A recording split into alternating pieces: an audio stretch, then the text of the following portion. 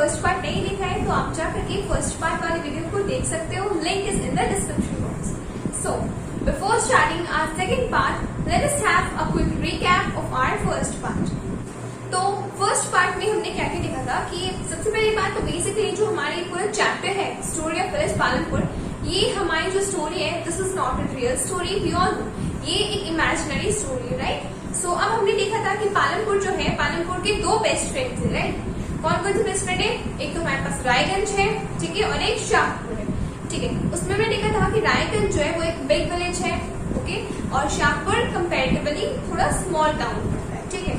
फिर हमने देखा था कि रायगंज के जो हमारा पालनपुर है उसमें टोटल 450 फैमिलीज हैं, ठीक है, where there are 80 upper caste families, जहाँ पे उनके पास 80 अपर कास्ट फैमिली है, ठीक है। फिर हमने देखा था कि पालनपुर में हमारे पास जो है 2 प्राइमरी स्कूल्स होते हैं, ठीक है, प्राइमरी स्कूल है, एक हाई स्कूल है और हमारे पास एक प्राइमरी हेल्थ सेंटर भी है, और हमारे पास है क्या, प्राइमरी डिस्पेंसरी क्या होती है जहाँ पे दवाइयाँ वगैरह मिलती है, ठीक है। उसके बाद हमने देखा था ऑर्गेनाइजेशन ऑफ प्रोडक्शन, कि पालनपुर में जो प्रोडक्शन हो रहा है उसमें ऑर्गेनाइजेशन कैसे हो रहा है, क्या क्या ऑर्गेनाइजेशन हो रही है, सारी चीजों ने पढ़ा था, ठीक है। उसमें हमने मेजरली 4 चीजों को समझा था, ठीक है। क्या क्या थी वो चीजें? सबसे पहले रिक्वायरमेंट थी हमारी लैंड, बहुत इंपॉर्टेंट होता है। उसके बाद हमारे पास था कि लेबर पीपल, कि भाई काम कौन करेगा, लेबर तो चाहिए ना, तो सेकेंड रिक्वायरमेंट कौन थी? लेबर पीपल चाहिए थे। फिर हमने पढ़ा था physical capital, right. Physical capital में हमने 2 चीजों को और समझा था, एक था हमारे पास फिक्स्ड कैपिटल, ठीक है, एक था हमारे पास क्या, वर्किंग कैपिटल, राइट। और फिर 4th हमारे पास क्या इंपॉर्टेंट चीज थी, वो थी हमारी ह्यूमन कैपिटल, ठीक है। और इन सारी चीजों को हम क्या बोलते हैं, फैक्टर्स ऑफ प्रोडक्शन, ठीक है। ये सारी चीजें हमने पार्ट में पढ़ी थी। और उसके बाद हमने क्या स्टार्ट किया था, फार्मिंग इन पालनपुर, कि पालनपुर में जो फार्मिंग हो रही है, ठीक है, वो कैसे हो रही है फार्मिंग, क्या क्या चीजें हो रही है, कितने लोग फार्मिंग कर रहे हैं, कैसे कर रहे हैं, ये सारी चीजें समझी थी।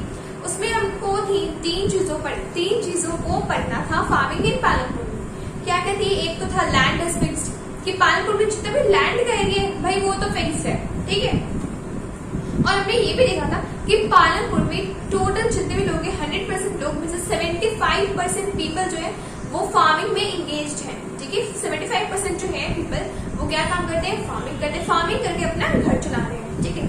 सेकेंड बात हमने की थी veg by which one can draw more from the same land, कि जो लैंड है ना, लैंड सेम है, ठीक है, एक ही सेम लैंड में आप मोर देन वन, एक से ज्यादा टाइप के डिफरेंट टाइप के क्रॉप ग्रो कर सकते हो, ये भी हमने समझ लिया था, ठीक है। सो आज की वीडियो को जो हमारा सेकेंड पार्ट है इसको हम स्टार्ट करेंगे with well developed system of irrigation, कि भाई पालनपुर में इरिगेशन का क्या सिस्टम है, कैसा सिस्टम है, उसको हम समझते हैं। तो चलिए let us start our second part of this chapter. So electricity came early to Palanpur में इलेक्ट्रिसिटी जो है पहले ही आ गई, ठीक है, ये तो भाई हमें पता ही था। Its major impact was to transform the system of irrigation. People saw that the electric run tubewells could irrigate much larger area of land more effectively. अब हमने क्या देखा कि इलेक्ट्रिसिटी तो पहले ही आ गई थी पालनपुर में, ठीक है। इसका मेजर इम्पैक्ट क्या था? मेजर इम्पैक्ट था कि जो सिस्टम है इरिगेशन, पालनपुर में इरिगेशन का जो सिस्टम है उसको और डेवलप करने का इसका मतलब सिस्टम है, इसका रोल। तो लोगों ने क्या देखा कि जो भाई इलेक्ट्रिक ट्यूबवेल लगाने हैं, ठीक है, जो बिजली से चलने वाले ट्यूबवेल ये कर रहे हैं, ये तो भाई बहुत अच्छा है, ठीक है, बहुत अच्छा है। ये क्या करें, कम टाइम ले रहा है, ठीक है, कम टाइम में लार्ज मतलब कम टाइम में ज्यादा एरिया को अच्छे से कल्टीवेट कर रहा है, ज्यादा से ज्यादा एरिया को इरिगेट कर रहा है, काफी कम टाइम में बहुत अच्छे से कर रहा है। तो लोगों को ये इम्प्रेस करना था, ठीक है। ओके, उसके बाद हमने क्या देखा, the first tubewell were installed by the government and soon farmers started setting them privately. पहले तो क्या किया गवर्नमेंट जो है ना, गवर्नमेंट ने सारे सेटल करके दे दिया। गवर्नमेंट क्या करी, सबको इलेक्ट्रिक ट्यूबवेल दे दी थी, कुछ लोगों को मतलब ऐसे दी थी, पहले गवर्नमेंट सेट कर रही थी। उसके बाद जो फार्मर्स थे वो खुद से प्राइवेटली अपना इलेक्ट्रिक ट्यूबवेल सेटल करने लगे, ठीक है। As a result by mid 1970s the entire cultivated area of 200 hectares was irrigated.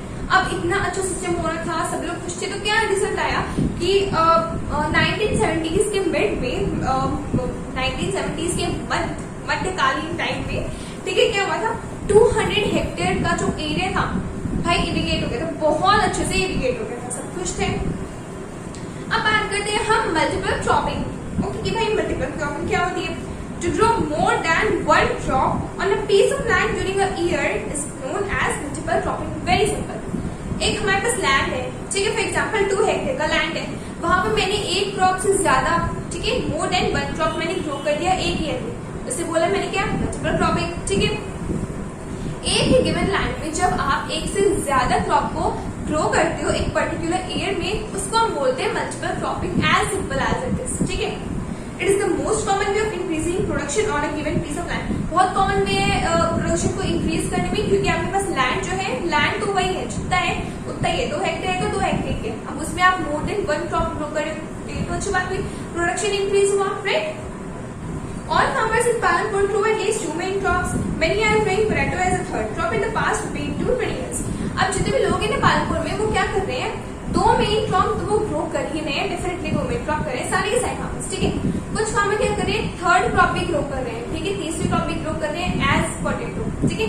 आलू उगा करके भी वो लोग कर रहे हैं पिछले 15 से 20 सालों में। अब बात करते हैं हम use of modern farming method की। मॉडर्न फार्मिंग मेथड के बारे में हम चर्चा करने जा रहे हैं, ठीक है। One way of increasing production from the same land is by multiple cropping. अब एक वे क्या हो गया, मल्टीपल क्रॉपिंग कर लो, आपके पास लैंड है उसी में आप एक से ज्यादा क्रॉप ग्रो करो, ठीक है, प्रोडक्शन हाई हो रहा है आपका। The other way is to use modern farming method for high yield, ठीक है। दूसरा आपके पास क्या मेथड है कि आप जो है ये मॉडर्न मेथड को यूज कर लो, ठीक है, इससे भी हाई यील्ड मिलेगा आपको, okay. Yield is measured as crop produced on a given piece of land during a single season. अब yield को कैसे मेजर कर रहे हैं, क्रॉप की तरह मेजर कर रहे हैं कि एक गिवन पीस ऑफ लैंड में आप एक एरिया में कितना yield कर पा रहे हो, कितने ज्यादा अच्छे क्रॉप्स ग्रो कर पा रहे हो, ठीक है। Till the mid-90s, 1960s, the seeds used in cultivation were traditional ones with relatively low yields. अब 1960s के मिड में क्या हुआ, क्या होता था वहां पे, जो भी हमारे पास सीड्स होते थे, ठीक है, उनको ट्रेडिशनली वो लोग ग्रो करते थे, मतलब ट्रेडिशनली भी ग्रो करते थे और कुछ मॉडर्न फार्मिंग मेथड से तो ग्रो करते ही करते, ठीक है।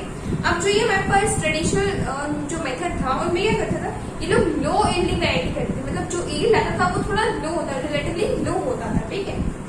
Traditional seeds needed less irrigation, जो अपना ट्रेडिशनल सिस्टम होता है इरिगेट करने का, उसमें हमारे पास जो इरिगेशन हम करते हैं उसमें थोड़ा लेस अमाउंट होते हैं, लेकिन इरिगेट करने में हम थोड़ा लेस ही अमाउंट यूज करते हैं, okay. Seeds needed less amount of irrigation. Farmers used cow dung and other natural manure as fertilisers. जो फार्मर्स होते हैं वो काउ डंग यानी कि गोबर वगैरह और भी डिफरेंट नेचुरल फर्टिलाइजर्स का यूज करते थे, ठीक है, मैन्योर ये सब का यूज करते थे वो लोग फर्टिलाइजर्स में, ठीक है। All these were readily available with the farmers who did not have to buy them. अब जितने भी फार्मर्स है, जरूरी थोड़ी है कि सारे जो भी मॉडर्न फार्मिंग मेथड है उसको एक्सेप्ट करें, जरूरी है क्या, नहीं, सब अपनी अपनी कैपेसिटी की बात है ऑब्वियसली। तो सारे फार्मर्स जो है वो इतने लाइक उनकी इतनी कैपेसिटी नहीं है कि वो ये सारी चीजों को बाय कर सके, इसीलिए ये जो अपना ट्रेडिशनल वे है उसी को फॉलो करते हैं। चलो अब हम समझेंगे ग्रीन रेवोल्यूशन को, ठीक है। In the late 1960s, introduced the Indian farmers to cultivation of wheat and rice using high-yielding varieties of seeds. अब देखो 1960 लेट 1960 की बात हो रही है यहाँ पे, जो इंडियन फार्मर है उन्होंने क्या इंट्रोड्यूस किया, जो व्हीट है, राइस है, ये सारी चीजें जो है हमारे पास उनको हाई यील्डिंग वैरायटीज सीड्स लगा के उन्होंने ग्रो किया, ठीक है। HYV सीड्स बोलते हैं। यहाँ से आपको 1 मार्क क्वेश्चन बन सकता है। HYV सीड्स का फुल फॉर्म क्या होता है, so it's what, it's high yielding variety.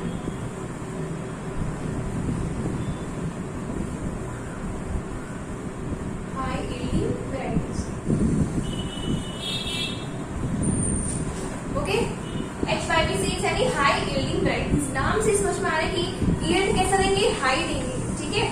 फिर देखते हैं, compared to the traditional seeds, the HYV seeds promised to produce much greater amounts of grain on a single plant. अब जो हमारे पास ट्रेडिशनल सीड्स थी हमारे पास, उसको अगर अपन HYV सीड से कंपेयर करके देखें तो क्या हमारे पास एज ए रिजल्ट आता है कि एक सिंगल प्लांट में ही ये लोग ज्यादा जो है हमारे पास ज्यादा ग्रेन को ये लोग प्रोड्यूस करके देंगे, ठीक है। ज्यादा ग्रेन जो है एक सिंगल प्लांट से हमारे पास ज्यादा अमाउंट में ग्रेन हमें मिलेगा, okay. HYV seeds however needed plenty of water and also chemical fertilizers and pesticides to produce best results. Now जो HYV seeds है हमारे, इनको भरपूर पानी चाहिए होता है, ठीक है, और इनको केमिकल फर्टिलाइजर्स भी चाहिए होते हैं, पेस्टिसाइड्स भी चाहिए होते हैं टू प्रोड्यूस बेस्ट रिजल्ट्स, ठीक है।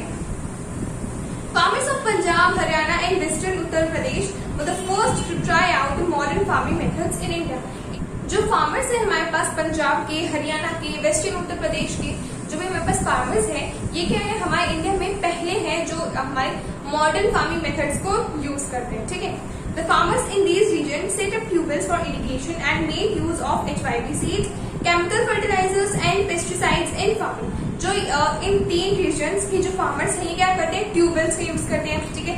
इरिगेशन के लिए ट्यूबवेल्स का यूज करते हैं, ठीक है। HYB सीड्स यूज करते हैं, केमिकल फर्टिलाइजर्स, ठीक है। केमिकल फर्टिलाइजर्स अच्छे होते हैं, लेकिन तब तक ये अच्छे हो जब आप उसको लिमिटेड अमाउंट में यूज करो। ज्यादा अमाउंट में यूज करोगे तो खत्म, ठीक है। और पेस्टिसाइड्स भी चाहिए होती है फार्मिंग में। ऑल्दो अगर अपन कंपेरेटिबल करें ना तो मॉडर्न फार्मिंग के जितने एडवांटेजेस हैं उतने डिसएडवांटेजेस भी हैं, लेकिन हमारा ट्रेडिशनल फार्मिंग मेथड बहुत अच्छा होता है, ठीक है। उसमें हमारे पास ज्यादा डिसएडवांटेजेस देखने को नहीं मिलते, बहुत ही कम मिलेंगे आपको, मिलेंगे ही नहीं, और मिलेंगे तो एकदम थोड़े से मिलेंगे, ठीक है। लेकिन मॉडर्न फार्मिंग में जितने एडवांटेज है उतने डिसएडवांटेज भी है, ठीक है। चलो, some of them got machines like tractors and threshers which made plowing and harvesting faster। अब जो है कुछ क्या करते हैं, ट्रैक्टर्स खरीद लेते हैं, थ्रेशर्स खरीद लेते हैं, जिससे कि वो है ना अच्छे से हार्वेस्ट कर सके, फास्टली हार्वेस्ट कर सकते हैं। They were rewarded with high yields of wheat। ये लोग क्या करते हैं, मोस्टली व्हीट को ग्रो करते हैं, तो हाई यील्ड ऑफ व्हीट को ये लोग ग्रो करते हैं, ठीक है। In Palanpur, the yield of wheat grown from the traditional varieties was 1300 kg per hectare। अब पालनपुर में क्या होता था, जो वो व्हीट को ग्रो करते थे ना, वो जो अपने ट्रेडिशनल वैरायटी से ग्रो करते थे, मॉडर्न फार्मिंग से नहीं, ट्रेडिशनल वैरायटी से जो ग्रो करते थे, तो पर हेक्टेयर में वो 1300 kg का वो व्हीट को ग्रो कर लेते थे। अच्छी बात है नहीं। Now there was a larger increase in production of wheat and rice। अब लोग मॉडर्न फार्मिंग का भी यूज करने लगे, तो वहां पे व्हीट और राइस का बहुत ही लार्ज अमाउंट में प्रोडक्शन होने लग गया। With the HYB seeds, the yield went up to 3200 kg per hectare। अब देखो, पहले वो लोग ट्रेडिशनल वैरायटी से यूज कर रहे थे, तो कितना था, 1300 kg था पर हेक्टेयर। अब वो HYB सीड्स का, हाई यील्डिंग वैरायटी सीड्स का यूज करें, उनको 32 kg, can you imagine, 3200 kg, ठीक है, 3200 kg उन्हें मिल रहा है पर हेक्टेयर से। पहले कितना मिल रहा था, पहले मिल रहा था सिर्फ 1300, और अब 3200 kg। देख लो कितना डिफरेंस है। Farmers now had great amount of surplus wheat to sell in the markets. अब फार्मर्स के पास बहुत अमाउंट है व्हीट का बाजार में बेचने का। बेचो भाई, आप देखो कितना बेच सकते हो आप, ठीक है। अब बात करते हैं हम third type of farming in Palanpur में, कि अब ये थर्ड टाइप क्या है, ठीक है। विल द लैंड सस्टेन, कि अब क्या लैंड बचेगा। अभी जो मैं इतने देर से बोल रही हूँ कि मॉडर्न फार्मिंग के एडवांटेजेस हैं, डिसएडवांटेजेस भी हैं, अब इसी के बारे में समझने वाले हैं। Land being a natural resource, it is necessary to be very careful in its. Land अपना क्या है, नेचुरल रिसोर्स है, धरती माता है हमारी, ठीक है। तो हमें नेसेसरी होगा, हमारी बहुत नेसेसरी है कि हम इसकी जो है काफी अच्छे से केयर करें, है ना। We should have to be very careful, right. Modern farming methods have overused the natural resources base. जो हमारा नेचुरल रिसोर्सेज का बेस है, उसमें मॉडर्न फार्मिंग इतने ज्यादा यूज कर लिया हमने, इतना ज्यादा यूज कर लिया कि अब पहले जैसा जो हमारे पास इतनी अच्छी लैंड थी, अब उस टाइप की लैंड हमारे पास नहीं देखने को मिलती है, ठीक है। जितनी अच्छी खेती, जितनी अच्छी हम इरिगेट पहले करते थे पंजाब में, और अभी आप जाकर के पंजाब में रहोगे तो there is a great difference, बहुत बड़ा डिफरेंस आपको दिखेगा। क्यों? मॉडर्न फार्मिंग के मेथड से बहुत ज्यादा हमने HYB सीड्स का यूज किया है, मॉडर्न फार्मिंग मेथड्स का यूज किया है, इसीलिए ऐसा हुआ है। Chemical fertilisers, pesticides over use कर लिया हम सबने, ठीक है, इसलिए ऐसा हमें ऐसी सिचुएशन आ गई है। अब बात करते हैं, विल लैंड सस्टेन, क्या लैंड जो है हमारा सस्टेन रह पाएगा। अभी तक जो मैंने आपको बता रही थी मॉडर्न फार्मिंग के एडवांटेजेस हैं, डिसएडवांटेजेस भी हैं, अब उसी के बारे में बात करने वाले हैं, ठीक है। Land with natural resources, it is necessary to be very careful in its use. Land जो हमारी धरती माता है, ये हमारा नेचुरल रिसोर्स है, राइट, और इसकी केयर करना, इसके लिए हमें केयरफुल होना चाहिए, ऑब्वियसली होना चाहिए, ठीक है। Modern farming method have overused the natural resource base. जो हमारा नेचुरल रिसोर्स बेस है ना, उसको मॉडर्न फार्मिंग ने बहुत ही ओवर यूज कर कर लिया है। Loss of soil fertility due to increased use of chemical fertilisation and reduction in the water table in the ground because of continuous use of groundwater for tubal irrigation are some of the negative outcome of green revolution। जो अब soil fertility जो है वो काफी लो हो गई है, decrease हो गई है, ठीक है। Loss of soil fertility due to increase use of chemical fertilisation, इतने ज्यादा हमने केमिकल फर्टिलाइजर्स को यूज कर लिया है, मॉडर्न फार्मिंग को यूज कर लिया है, तो ये सब सॉइल फर्टिलिटी जो है वो रिड्यूस होनी ही थी, ठीक है। वाटर टेबल जो है अपना, ठीक है, वो बेलो, जो नॉर्मल वाटर टेबल होता है उससे भी बेलो जा चुका है अपना, ठीक है। बेलो द ग्राउंड के नीचे जो हमारा वाटर टेबल है लो जा चुका है because of continuous use of ground water for tube wells. हमने ट्यूबवेल से इतना ग्राउंड वाटर यूज करा इरिगेशन के लिए, क्योंकि मैंने बताया था जो हमारे HYP सीड्स होते हैं उनको वाटर बहुत ज्यादा चाहिए होता है, ठीक है। ये सारे क्या है, these are the negative outcome of green revolution। Green revolution के नेगेटिव आउटकम है, right. Chemical fertilizers may escape from the soil and pollute groundwater, rivers and lakes। जो हमारे केमिकल फर्टिलाइजर्स हैं ये हमारे सॉइल को जो है somehow ये पोल्यूट करते हैं बहुत ज्यादा, ग्राउंड वाटर, रिवर, लेक्स, इन सारी चीजों को भी ये पोल्यूट करते हैं। क्यों? आखिर केमिकल ही तो है भाई, है ना, कितना केमिकल यूज करोगे आप।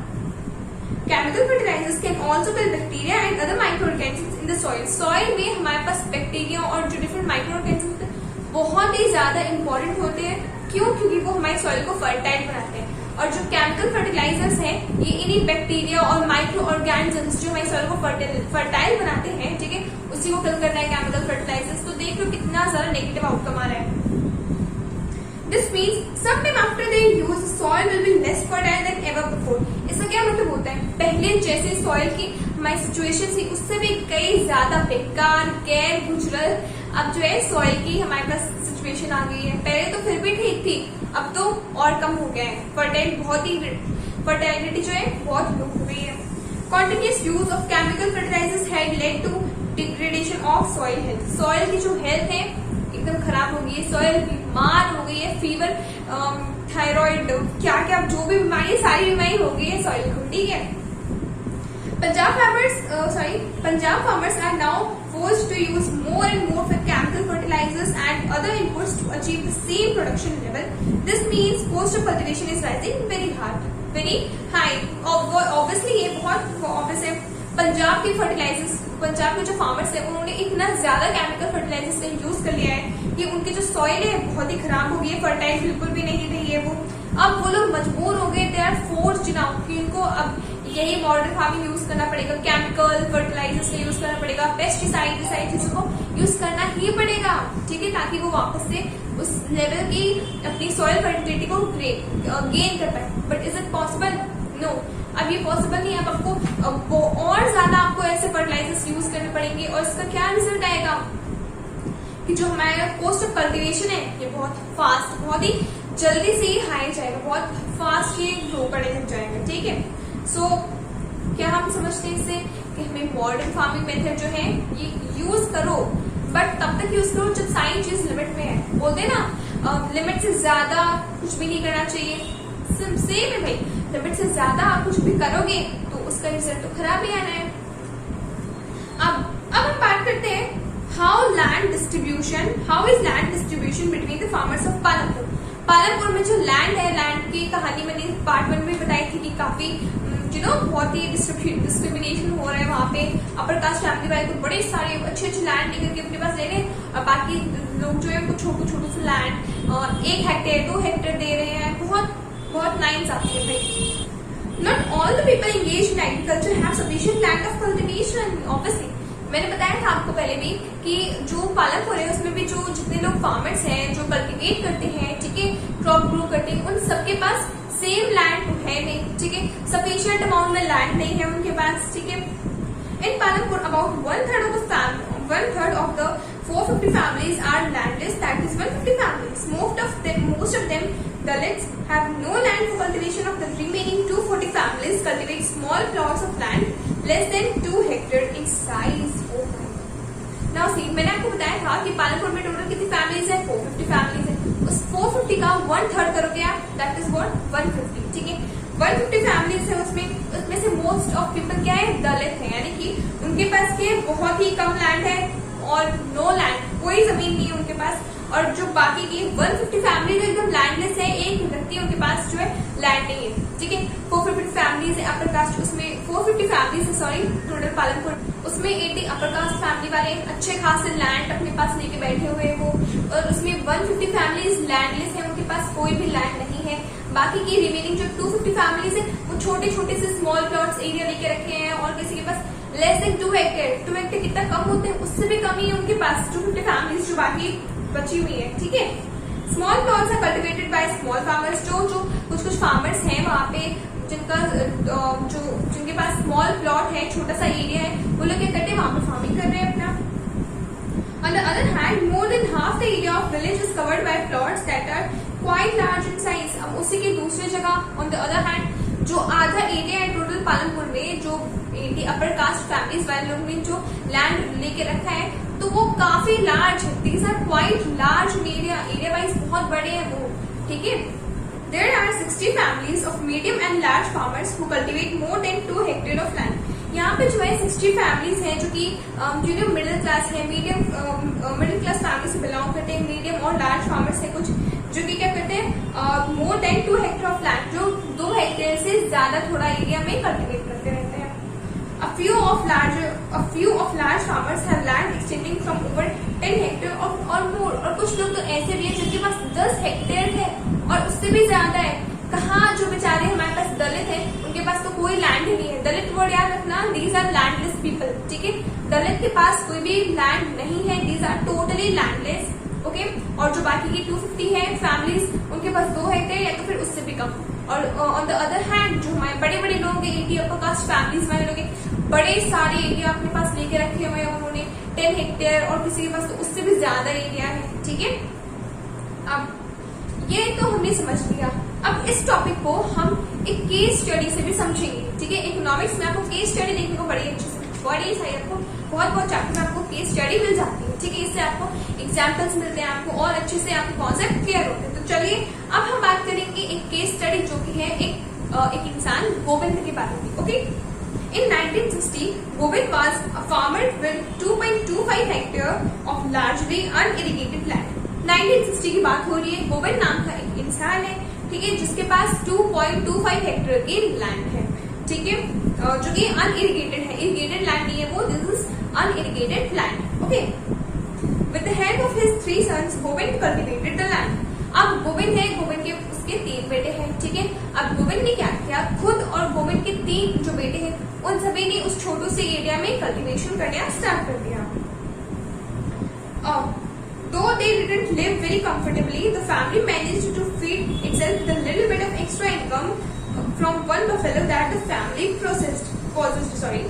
अब फैमिली के पास जो है सफिशिएंट अमाउंट में लैंड नहीं है, ठीक है, सफिशिएंट अमाउंट में सारी चीजें नहीं है, कंफर्टेबली वो नहीं रह सकते, ठीक है, नॉर्मली नहीं रह सकते।